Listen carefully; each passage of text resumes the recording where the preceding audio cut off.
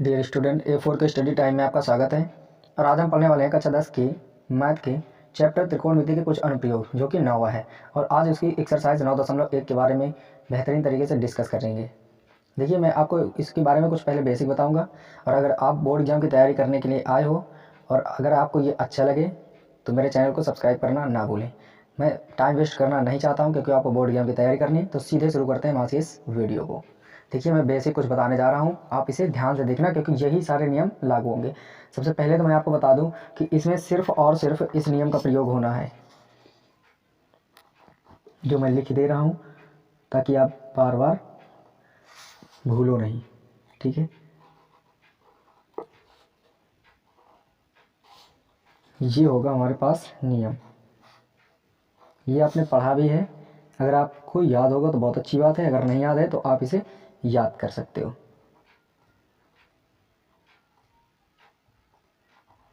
ये है हमारा नियम। इस नियम के अनुसार हम चलेंगे। यहाँ पर साइन, यहाँ पर कॉस और यहाँ पर टैन मानते हैं। ठीक है, और इसके अलावा जितना भी बेसिक है वो मैं सारा यहाँ से डिस्कस कर दूंगा। और इसके बाद हम एक तरफ से क्वेश्चन करते हुए चलेंगे। आपको पूरा वीडियो देखना है, फिर कभी ऊंचाई देरी आपसे नहीं छूटने पाएगी, ये मेरी गारंटी है। जैसे आपको साइन पूछे कि साइन थीटा की कहीं जरूरत पड़े तो लंब बटे कर्ण बताओगे, कॉस थीटा की जरूरत पड़े तो आधार बटे कर्ण बताओगे, और टैन थीटा की जरूरत पड़ेगी तो लंब बटे आधार बताओगे। इसके अलावा एक और बात आपको याद रखनी है कि नीचे कॉट सेक कौशिक भी तो होते हैं, लेकिन उन्हें आपको ध्यान में अभी नहीं रखना है। सिर्फ आपको ये तीन में ही याद रखने हैं। मैं लिख देता हूँ ताकि आप भूलो नहीं, ताकि सारी चीज़ें आपको क्लियर हो जाए। सेक और यहाँ पर कौशिक। ठीक है, इतने से काम करना है। अगर आपको कभी लंब और कर्ण की जरूरत पड़े तो साइन, आधार कर्ण की जरूरत पड़े तो कॉस, लंब आधार की तो टैन, आधार लंब की तो कॉट, और सेक की तो कर्ण बटे आधार, कौशिक की तो कर्ण बटे लंब। ठीक है, ये आपको जरूरत में सबसे पहला नंबर पे आएगा। और इसके अलावा आपको जो इस क्वेश्चन जितने भी होंगे इनमें से आपको पहले पढ़ना है, फिर सही से समझ कर सारे काम करना है। अगर इसमें दो काम आएंगे, वो पहला काम क्या होगा, इसमें दो आपको अक्षर सुनने को मिलेंगे। पहला अक्षर मिलेगा आपको, यहाँ लिख दे रहा हूँ, ऊर्ध्वाधर, क्षैतिज, ये दो शब्द भी मिलने को मिलेंगे। पाद बिंदु, इसके अलावा शीर्ष बिंदु। ये चार बिंदु हैं। कुछ ऐसे बिंदु हैं जो आपको कुछ मिलने सुनने को मिलेंगे। ठीक है, तो इन्हें हम क्या कहते हो अपनी भाषा में, मैं ये आपको बता देता हूँ कि इनका मतलब क्या कहेगा वो। ठीक है, अगर इस तरह कभी आपको मिलता है तो इस जो ऊर्ध्वाधर है इसका मतलब होता है सीधा। सीधा मतलब समझ लो लंबवत बिल्कुल। इसका अपना मतलब ये है। जो क्षैतिज होता है इसका मतलब होता है जमीन, या इसको कहते हो समतल पृष्ठ। ठीक है, जो पाद बिंदु होता है इसे कहोगे निचला बिंदु। निचला बिंदु। और जो शीर्ष बिंदु होता है उसे कहोगे सबसे ऊपरी बिंदु। सबसे ऊपरी बिंदु, या इसी को कहोगे टॉप पॉइंट। ठीक है, और ये कौन सा होता है, लो पॉइंट, लोअर पॉइंट। आपको ये याद रखना है। ठीक है, इन जो चार नाम आएंगे यही से आप कंफ्यूजन हो गए कि पता नहीं क्या है, ऊर्ध्वाधर का मतलब क्षैतिज, पाद बिंदु, शीर्ष बिंदु। तो ये आपको हमने क्लियर कर दिया कि ये आएंगे तो इसका मतलब ये है। दूसरी बात ये है कि आपको दो कोण पता चलेंगे, एक उन्नयन कोण मिलेगा और एक अवनमन कोण, दो सुनने को मिलेंगे। उन्नयन कोण क्या है और एक क्या मिलेगा, अवनमन कोण।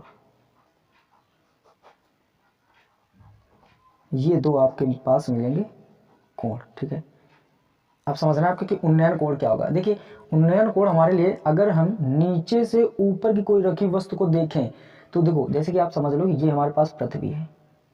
पृथ्वी तो होगी होगी। ठीक है, अब आप इस पॉइंट पे खड़े हो, यहाँ पर कोई एक वस्तु रखी है, मान लो थोड़ी देर के लिए ये स्टार मान लें। ठीक है, ये स्टार। अब आपको देखना है तो आप कहाँ से देखोगे, जैसे यहाँ पर आंख है आपकी, तो यूं देखोगे तो ऐसे देखोगे बिल्कुल सीधे। किधर से देख रहे हो, नीचे से आप ऊपर की ओर देख रहे हो।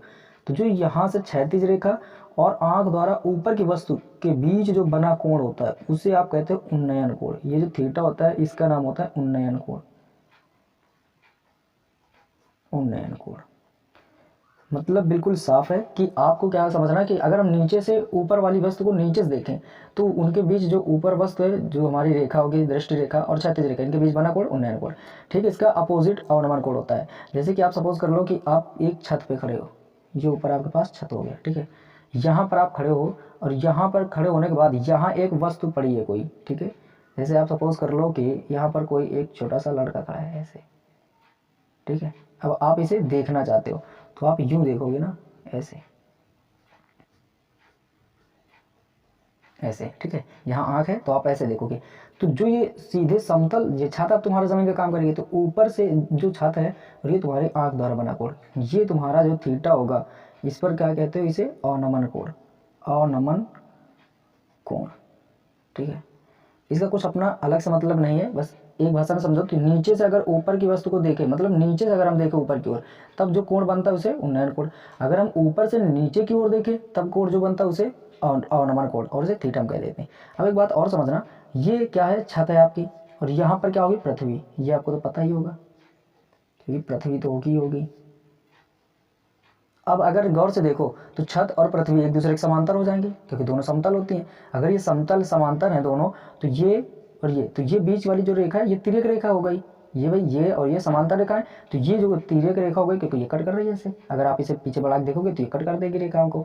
तो देखो एक बात समझना, जब दो समांतर रेखाओं को कोई तिर्यक रेखा काटे तो उनके एकांतर कोण समान होते हैं, मतलब इधर का कोण तो इसमें इधर का कोण बराबर होंगे। तो ये वाला कोण जितना बनता है वही हम बाद में थीटा इसे भी बना देंगे, तो ये पृथ्वी से बन जाता है, ठीक है। अवनमन कोण दिया होगा लेकिन हम पृथ्वी से भी बना सकते हैं, जितना अवनमन कोण ऊपर बनेगा ठीक उतना ही नीचे बनता है, क्योंकि पृथ्वी और ऊपरी सतह छत की कैसे होते हैं, समांतर होते हैं एक दूसरे के। और ये आंख द्वारा जो जो बनाई गई रेखा होती है, ये क्या होती है, तिर्यक रेखा काम करती है, तो इधर इधर के कोण बराबर हो जाते हैं। तो ये बात भी आपको याद रखना है, ठीक है। अब इसके अलावा बस इतनी बातें याद रखना है, ऊर्ध्वाधर, क्षैतिज, पाद बिंदु, शीर्ष बिंदु, उन्नयन कोण, अवनमन कोण, और उसके बाद ये मोस्ट इंपॉर्टेंट है। इसके अलावा कुछ भी ऐसी चीज़ नहीं बचेगी जो आपको ना आए, ठीक है। इन्हीं से मैं सारा खेल आपको दिखाऊंगा कि ये इतने नाम आएंगे, ये काम आएगा, ये आएगा, ये आएगा। इसके अलावा और चौथा पांचवा कोई बात नहीं आने वाली। तो आप ऐसा करोगे, जल्दी से इसका स्क्रीनशॉट लो, फिर हम बढ़ते हैं एक्सरसाइज 9.1 के क्वेश्चन नंबर 1 के लिए। क्वेश्चन नंबर 1 है कि सर्कस का एक कलाकार एक 20 मीटर लंबी डोरी पर चढ़ रहा है, ठीक है। सर्कस का एक कलाकार है, एक 20 मीटर लंबी डोरी पर चढ़ रहा है जो अच्छी तरह से तनी हुई है। आप एक बात गौर करना कि अभी से डोरी मत बनाने लगना 20 मीटर, क्योंकि आप जानते हैं कि डोरी को हवा में नहीं बांधा जा सकता, तो कुछ आगे देगा हमें, ठीक है। सही से पढ़ेंगे पूरा। तो जो अच्छी तरह से तनी हुई है और भूमि पर सीधे लगे खंभे के शिखर से बंधा हुआ है, बस मुख्य बात मिल गई, भूमि पर लगे खंभे के शिखर से बंधा हुआ है। तो भूमि पहले बना लेते हैं, फिर इसके बाद एक खंभा बना देंगे, फिर डोरी बना देंगे, बस काम बन गया, ठीक है। और आगे क्या कह रहे हैं कि यदि भूमि स्तर के साथ डोर द्वारा बनाया गया कोण 30 अंश का हो तो खंभे की ऊंचाई ज्ञात कीजिए। और कह रहे हैं आकृति देखिए 9.11, और 9.11 पे हमारे पास ये एक चित्र बना है। जो चित्र बना है मैं आपको चित्र भी बना कर दिखा देता हूँ कि ये मेरे पास एक चित्र है कुछ इस टाइप का।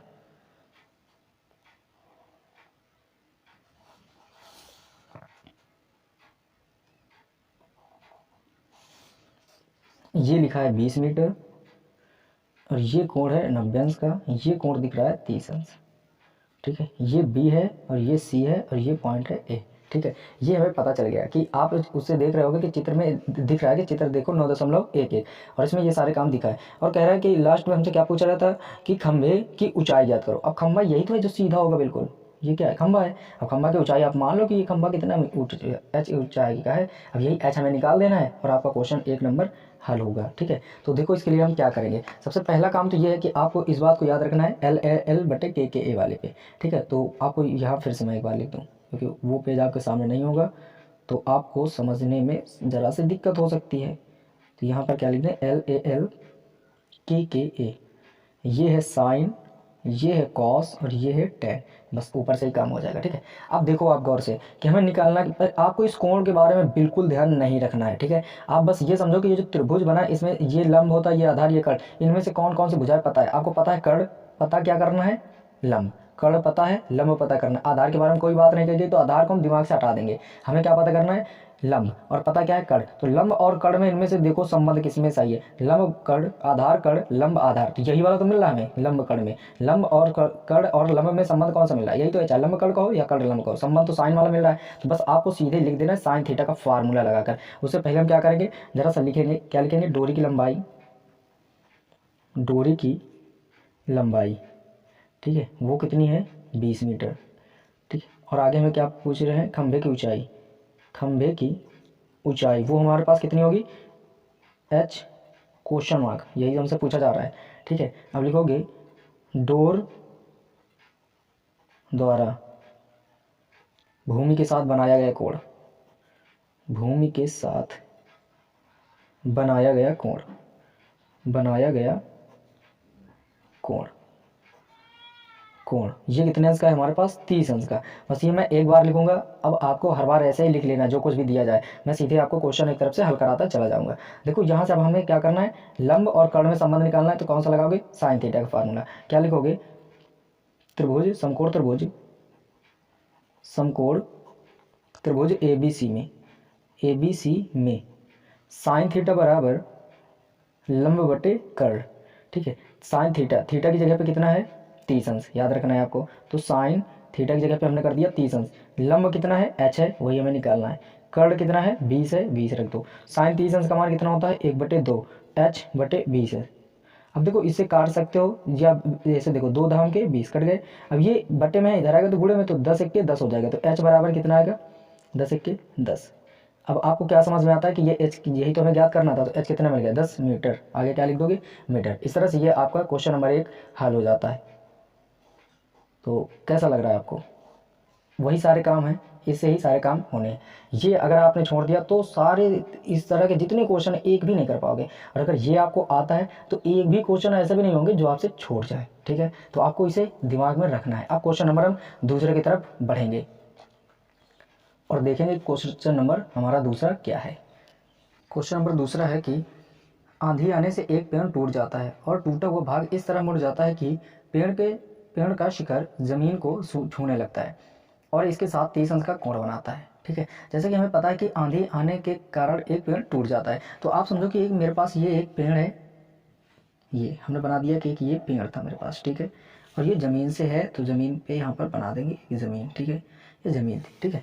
अब आप ये समझो कि ये मेरे पास और भी बड़ा बना दे पेड़, तो ये समझ गए हम कि ये एक पेड़ था हमारे पास, ठीक है, और ये ज़मीन है। अब आपने माना कि ये ज़मीन है और ये पेड़ है, पेड़ का नाम दे देते हैं ए और बी। ये पेड़ हमारे पास ए बी नाम का कोई पेड़ था। अब अचानक एक आंधी आती है और क्या होता है कि ये टूट जाता है। अब मान लो कि ये यहाँ से टूट गया, सपोज करते हैं हम कि कहीं से भी टूट सकता है, वो इस पॉइंट सी से टूट गया। अब ये सोचो कि अगर ये पेड़ ऐसे था, टूटा होगा, तो यही तो आकर ये ऐसे होकर ज़मीन पे लगेगा, ये ऐसे था। अब ये जब आंधी आई टूटा तो यही तो ऐसे आकर लग जाएगा। तो क्या हुआ कि ये पेड़ आंधी वाला जो आया वो उन्होंने कहा कि ज़मीन को टच करता है, टूटने के बाद उसका जो शिखर है वो कहाँ पर आ जाता है ज़मीन पे, तो यही शिखर यहाँ आया, तो ये एरो हमने यहाँ दिखा दिया, ठीक है। आप समझोगे कि ये ज़मीन को टच कर रहा है, ठीक है। अब ये ज़मीन के साथ 30 अंश का कोण भी बनाता है। कितने अंश का कोण बना रहा है, जैसा कि आप देख रहे हो कि इसमें कितने अंश का कोण दे रहे हैं 30 अंश का, तो यहाँ पर हम कितना लिखेंगे 30 अंश, ठीक है।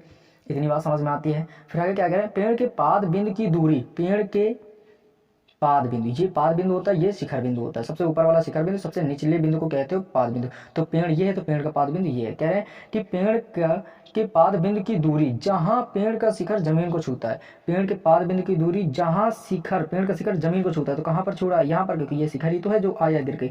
तो जहां शिखर पेड़ के जमीन को छू रहा है वहां से पाद बिंदु की दूरी कितनी है 8 मीटर में दे रखी है। तो ये हम कितना लिखेंगे 8 मीटर। ये आपको समझ में आ जानी चाहिए यहाँ तक, ठीक है। ये हमारे पास क्या हो गया 8 मीटर। फिर आगे कह रहा है कि पेड़ की ऊंचाई ज्ञात करो। अब मैं कहूँ पेड़ की ऊंचाई कितनी, तो आप बोलोगे यहाँ से यहाँ तक पेड़ ऊंचा है इतना, क्योंकि पेड़ टोटल पूरा माना जाएगा ना हमारे पास। तो पेड़ की ऊंचाई कितनी थी टोटल, हम मान लेते हैं कैपिटल एच थी। कितनी थी, ये कैपिटल एच ऊंचाई का था पेड़, ठीक है। अब हम क्या कहें कि यहाँ से आप मान लो कि जो जितना टूटा हुआ था, क्योंकि ये टूट गया है तो ऊपर तो पेड़ दिख नहीं रहा होगा यहाँ तक, तो पेड़ तो यहाँ तक दिखा होगा यहाँ पर। तो ये हम क्या करें कि मान लेते हैं कि जो इतनी ऊंचाई ये स्मॉल एच है, कितनी ऊंचाई तक टूटा था, एच ऊंचाई से वो टूट गया था। अब अगर हम ये कहें कि पेड़ हमारा पूरा एच ऊंचाई का था, ठीक है, उसमें से ये इतनी एच ऊंचाई हटा दी जाए, तो इतनी ऊंचाई कितनी बची होगी, इस कैपिटल एच में से इस एच को घटा दो तो कितनी बचेगी एच माइनस एच, इतनी बचेगी। और ये कहाँ तक की होगी, सिर्फ यहाँ तक की, ठीक है, सी बिंदु तक की, ए से सी तक की दूरी। देखो टोटल ए बी कितनी थी हमारे पास, एच थी, और बी सी कितनी है, स्मॉल एच माना है, तो ए सी कितनी होगी, ए बी में से बी सी को घटा देंगे तो कितने बचेंगे, कैपिटल एच में से एच को घटा दो तो एच माइनस एच। ये हमारे पास पता चल गया कि ए सी के इतना बड़ा पेड़ बचा है। ठीक है, अब हमसे ये क्या पूछ रहे हैं कि पेड़ की ऊंचाई बताओ। पेड़ की ऊंचाई का मतलब ये कैपिटल एच का मान बताना है हमें। ठीक है, तो आप गौर करके देखो, तो हम यहाँ से अब हम चाहें तो क्या लिखेंगे, देखो हमें ये पता है आधार और ये पता है लंब। ठीक है, अगर ये गौर किया जाए तो ये जो पेड़ यहाँ पर इतना था एच ऊंचाई का, ये जब यही गिरा होगा तो यही तो एच यहाँ पर आया होगा, भाई ये गिरा ऐसे आया तो यही तो एच ही होगा यहाँ पर, तो ये कितना है एच बी, यहाँ पर भी कितना होगा एच, ये आपको इतना समझ लेना है। ठीक है, यहाँ तक की दूरी भी कितनी होगी एच। अब आप लगाओगे, देखो आप पहले इसमें फार्मूला लगा लो। ठीक है, तो ये क्या है आपके पास कर्ड, ये क्या है आधार। तो अब कॉस थीटा का फार्मूला होता है कर्ड लाल बटे कक्का के अनुसार, अभी तक आपको सिखाया कि लाल बटे कक्का के हिसाब से ही चलना है आपको। ठीक है, तो ये क्या होगा कॉस थीटा का फार्मूला लगाओगे, क्योंकि इन दोनों में संबंध क्या होता है, कॉस थीटा का आधार बटे कर्ड। तो क्या लगाओगे, पहले लिखोगे त्रिभुज, लिख देते यहाँ से त्रिभुज ए, इसका नाम दे दे ओ, ओ ए सी में, ओ ए सी में। ठीक है, त्रिभुज ओ ए सी में अगर हम ये यहाँ से कहें कॉस थीटा बराबर, तो कॉस थीटा बराबर कितना होगा आधार बटे कर्ण। तो कॉस थीटा, थीटा की वैल्यू कितनी है 30 अंश, आधार की वैल्यू कितनी है 8, कर्ण की वैल्यू कितनी है ये एच स्मॉल एच। कॉस 30 अंश का मान कितना होता है √3/2, इधर कितना आएगा 8/h। देखो एच का गुणा इधर होगा, 2 का गुणा इधर होगा, तो एच √3 के गुणे में जाएगा। ये पहले करो 2 8 16 और ये 3 √h होगा बराबर 8 दूनी 16, सीधे कर दें 8 दूनी 16, तो सीधे लिख देते हैं 8 दूनी 16। एच का मान निकालेंगे तो हम कितना आ गया 16/√3, ये समीकरण 1 बन गया हमारे पास, बस इतना कर देना। ठीक है, अब आपको फिर से पुनः समीकरण इसको देखना है, क्योंकि ये हमें एच निकालना है, तो एच ये कैपिटल एच निकालना है, तो कहीं ना कहीं एच आना चाहिए तब तो निकालोगे, ये तो स्मॉल एच है तो कैपिटल एच यहाँ है। तो अब देखो ये अगर आप सोचो कि ये अब हमारे पास नहीं है, इसको देखना कि ये लंब पता है ये आधार पता है, तो लंब और आधार में संबंध किसका होता है tan का, तो लिखोगे पुनः त्रिभुज, इस बार किसका फिर ओ ए सी में, ओ ए सी में इस बार tan थीटा फार्मूला लगाओ। tan थीटा बराबर क्या होगा लंब बटे आधार, tan थीटा, थीटा की वैल्यू कितनी है 30 अंश, लंब की वैल्यू कितनी है आपके पास h माइनस एच, ये रहा आपके पास लंब, और बटे में आधार कितना है 8 मीटर। tan 30 अंश का मान कितना होता है 1/√3, उधर कितना है h माइनस एच और बटे में 8, 8 का गुणा इधर और इसका गुणा इधर, तो ये 8 इधर आ जाने तो h माइनस एच उधर मिल जाएगा हमें, तो h माइनस एच बराबर कितना आएगा 8 के 1 के 8 और बटे में कितना है √3। ये समीकरण 2 रहा। अब आपको क्या करना है कि समीकरण 2 में बस मान रख देना। ठीक है, स्मॉल एच का। ठीक है, यहाँ से क्या लिखोगे समीकरण 1 से एच का मान समीकरण 2 में रखने पर क्या लिखोगे, समीकरण 1 से एच का मान, समीकरण 1 से एच का मान समीकरण 2 में रखने पर, समीकरण 2 में रखने पर अब जैसे ही आप रखोगे तो क्या ये लिखोगे तो कैपिटल एच है माइनस स्मॉल एच की जगह पे 16/√3 और आगे कितना है बराबर में 8/√3, तो 8/√3। यहाँ से आप देखोगे तो एच बराबर कितना आएगा, ये माइनस को उधर जाएगा तो प्लस का 8/√3 प्लस 16/√3। ठीक है, इनका एलसीएम लेंगे हम तो कितना आएगा √3, इनका एलसीएम कितना आएगा √3, एच बराबर √3। जब एलसीएम नीचे के समान हो जाए तो ऊपर वाले दोनों लिख दिए जाते हैं 8 और 16। अब आप देखो तो 16 8 कितने होंगे 24/√3। इसका क्या करेंगे हम परिमेयकरण कर देंगे तो √3 से गुणा √3 से भाग करेंगे, तो 24 का √3 में गुणा करो तो 24/3 आएगा, नीचे √3 का √3 में तो 3 आएगा, 3 8 24 कितना आएगा 8, और यहाँ पर 8 बार में कटा तो 8√3, आगे लिख दो मीटर। यही तो है कैपिटल एच का मान निकल आया। तो इस तरह हम समझ गए कि ये जो पेड़ की ऊंचाई थी वो कितनी थी 8√3 मीटर, इतना मीटर ऊंचाई का था। आपको बताया कि जब तक √3 को ना कहे वैल्यू रखने के लिए तब तक आप रखोगे नहीं, ऐसे ही निकाल दोगे आंसर, यही सही है। क्वेश्चन नंबर 3 है कि एक ठेकेदार बच्चों को खेलने के लिए एक पार्क में 2 फिसलन पट्टी लगाना चाहती है। 5 वर्ष से कम उम्र के बच्चों के लिए वह एक ऐसी फिसलन पट्टी लगाना चाहती है जिसका शिखर 1.5 मीटर की ऊंचाई पर हो। ठीक है, अब एक सोचो एक फिसलन पट्टी बनाना है, तो आपने गौर किया होगा तो कैसे बनते हैं, जैसे आपने देखा होगा कि यहाँ पर एक ये ज़मीन तो पहले बनाओगे ही बनाओगे, तो मैं एक ज़मीन बना देते हैं यहाँ से। ठीक है, ये आपके पास बन गई ज़मीन। ठीक है, अब फिसलन पट्टी कैसे बनाते हो, ये आप एक देखोगे पीछे एक दीवार खड़ी होती है सीधे, और यहाँ से इस दीवार से बिल्कुल समतल प्लेन ज़मीन की ओर ऐसे टच करता हुआ आता है। ठीक है, अब यहीं पे तो आप फिसलन पट्टी बनाते हो, इसी को फिसलन पट्टी समझते हो, तो ये ऐसे ही आपके पास फिसलन पट्टी ABC नाम दे देते हैं। ठीक है, ये बन गया। तो ये कितने वर्ष से कम के लिए है, हमने मान लिया कि ये 5 वर्ष से कम आयु के लिए वाली है। ठीक है, और इसकी कह रहे हैं कि फिसलन पट्टी की कितने ऊंचाई पर हो 1.5 मीटर की ऊंचाई पर, कह रहे जिसका शिखर, तो फिसलन पट्टी की यही तो शिखर है, पूरा ये शिखर है, तो ये कितना जमीन से होना चाहिए 1.5 मीटर की ऊंचाई पर, तो ये हमने लिख दिया 1.5 मीटर की ऊंचाई पर। ठीक है, ये बात आपको समझ में आ गई। अब आगे पढ़ते हैं, तो आगे कह रहे हैं कि चाहती है जिसका शिखर 1.5 मीटर की ऊंचाई पर हो और भूमि के साथ 30 अंश का कोण पर झुकाओ, और ये जो भूमि की ये फिसलन पट्टी है भूमि हो गई, ये फिसलन पट्टी, इसके बीच के कोण कितने अंश पे झुका होना चाहिए 30 अंश पे, तो ये 30 अंश हमने यहाँ लिख दिया। कह रहे जब इससे अधिक उम्र के बच्चों के लिए वह 3 मीटर की ऊंचाई पर एक अधिक ढाल की फिसलन पट्टी लगाना चाहती है। ठीक है, अब मतलब एक ये है कि उसने क्या किया, एक और फिसलन पट्टी बनाना चाह रही थी। ये फर्स्ट नंबर पे हम छोड़ देंगे। सेकंड देखो, कह है कि एक और हमें फिसलन पट्टी चाहिए जो कि इससे ज़्यादा उम्र के लड़के उसमें फिसल सके।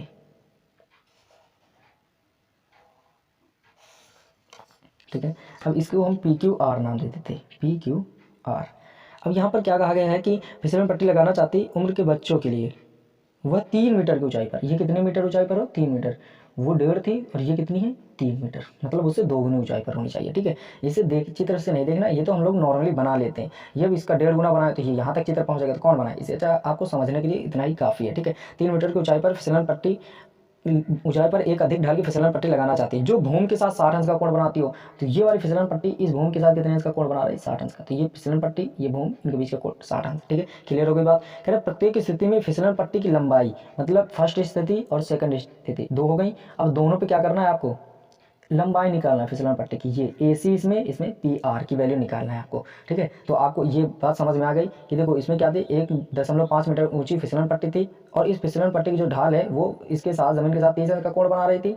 ये 3 उम्र से कितने उम्र के बच्चों के लिए था, जो भी है अपना क्या मतलब, यहाँ से पढ़ते हैं। ये वाले में क्या था कि एक 3 मीटर ऊंचाई पर थी और वो उसकी जो ढाल थी पर जमीन के साथ कितने अंश का कोण बना रहे थे, 60 अंश का। ये हमें पता चला। इसमें हमें और इसमें दोनों की स्थिति में हमें क्या निकालना है, फिसलन पट्टी की लंबाई। तो देखिए हम चित्र नंबर 1 पे हम लिखेंगे, क्या लिखेंगे, ये क्वेश्चन नंबर हमारा तीसरा है और लिखेंगे चित्र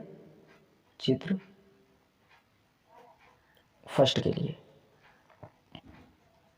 अब आपको याद करना है कि देखो इस त्रिभुज को देखो, फिसलन पट्टी यहाँ है तो इसकी L हमें निकालना है। ठीक है, ये वाली L हमें क्वेश्चन मार्क है। ठीक है, थोड़ी देर के लिए समझ लो।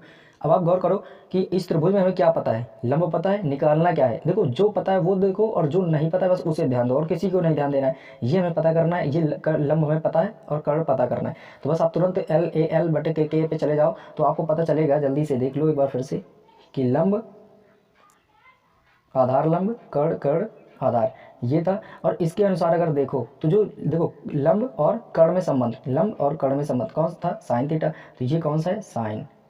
ये किसका था, साइन थीटा का, साइन। और ये क्या था, कॉस। और ये क्या था, टैन। ठीक है, तो अब आपको समझ में आया होगा कि ये साइन कॉस टैन। तो आपने क्या देखा कि साइन वाला संबंध है तो क्या लिखोगे, साइन थीटा, साइन थीटा। ठीक है, चित्र फर्स्ट में साइन थीटा बराबर क्या होगा, लंब बटे कर्ण। लंब की वैल्यू, ये थीटा की वैल्यू कितनी है, 30 अंश, तो साइन 30 अंश बराबर लंब का मान कितना रखेंगे हम, L रख लेते हैं अभी, स्मॉल l। ठीक है, और कर्ण की वैल्यू वो सॉरी लंब का मान 1.5 है यहाँ पर, 1.5, ये 1.5 है और कर्ण की वैल्यू कितनी है, L। अब देखो साइन 30 अंश का मान होता है 1/2, 1.5 और बटे L अपनी जगह पे। 3 गुणा करो, L का 1 में, 2 का इसमें, 1.5 में, L का 1 में करो तो L ही रहेगा, इसका गुणा इसमें करो, 15 दूनी 30, एक अंक में दशमलव तो एक अंक में दशमलव, तो L बराबर कितना निकला, 3, दशमलव के बाद 0 को कोई महत्व नहीं तो 3 मीटर निकल आया।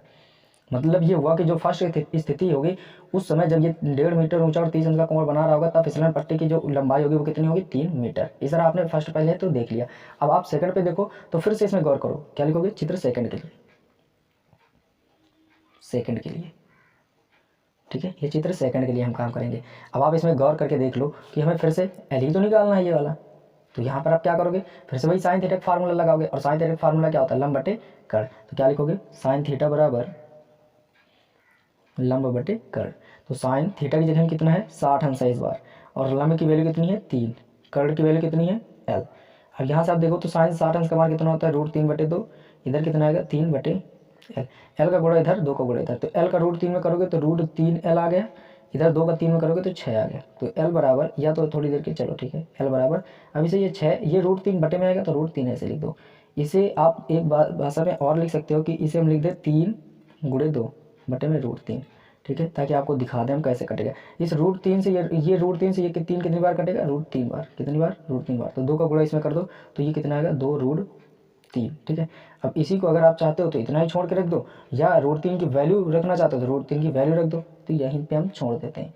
अगर आपको रखना है तो √3 का मान कितना होता है मैं लिख देता हूँ, √3 का मान होता है 1.732, या वैल्यू पुट कर दोगे तुरंत निकल आएगा। ठीक है, आई होप कि ये आपको समझ में आया होगा। आया है तो स्क्रीनशॉट लो। फिर बढ़ते हैं क्वेश्चन नंबर 4 की तरफ।